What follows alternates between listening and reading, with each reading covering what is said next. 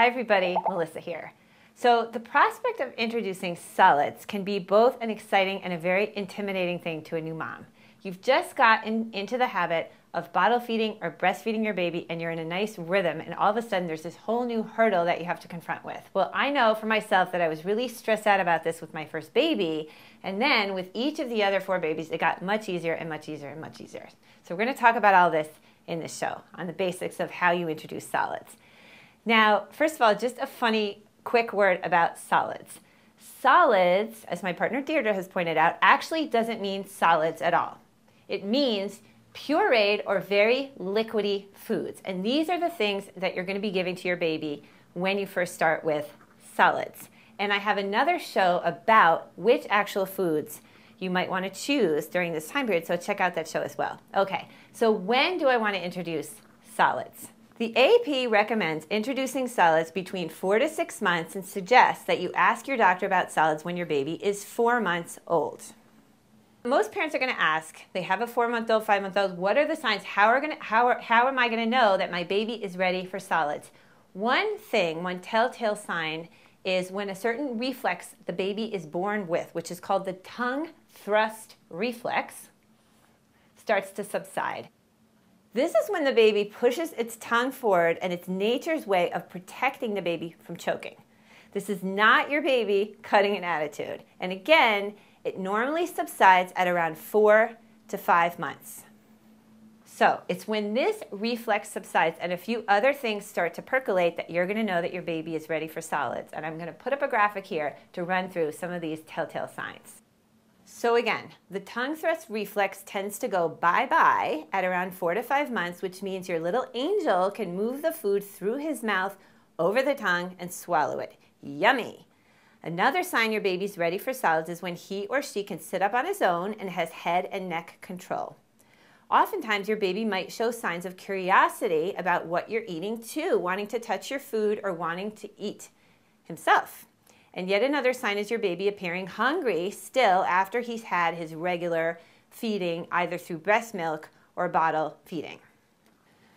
The AP says to give a little milk first or formula first, then give the solids, and then finish off the feed with the formula or the milk.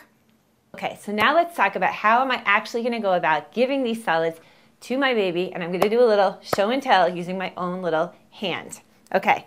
So I have 2 plastic bowls here, and one really good thing to do is to use these bowls and to squeeze out a very small amount of the food that you're using. You don't want to, if you're using a jar, put the spoon directly in the jar, because technically once the spoon has had the bacteria of the baby's mouth, you're not supposed to put it in the jar and you can't really keep it. So a better way to basically get a lot out of your food is to have a little bowl and to squeeze a very, very tiny amount of your food into your bowl. So I'm going to do that now. That's it. This is not a lot, guys. And then I'm going to take a very small amount on my spoon, like this. I just usually try to put it just at the tip. Here's my handy little hand. And I'm gently going to try to insert a little of the spoon into the baby's mouth. Now, if the baby is not opening her mouth, one of the things you can do, it's sort of like when you started to try to nurse the baby and encourage her to take the food, but one of the things you can do is just gently sort of tap her lips and try to tease her into taking the food and try to get that spoon in there, okay? I'm going to make my own hands kind of dirty, but you get that spoon in there, and then you sort of pull it up a little bit and scrape it along the top of the baby's mouth to try to keep the food in, okay? This is not Thanksgiving dinner, people. All this is really trying to get that little tiny creature used to the idea of having these different types of food in his or her mouth. That's all you're trying to do. So again, go over it with your doctor, but you don't need to making sure that your baby is consuming like huge quantities, especially in the first few days or the first few weeks. Okay, now one thing your baby might do, which my babies definitely did, is to grab the spoon, and then they'll take the spoon and they'll splatter it all over themselves, and they'll splatter it over you and your outfit and your hair, and you're like, ah.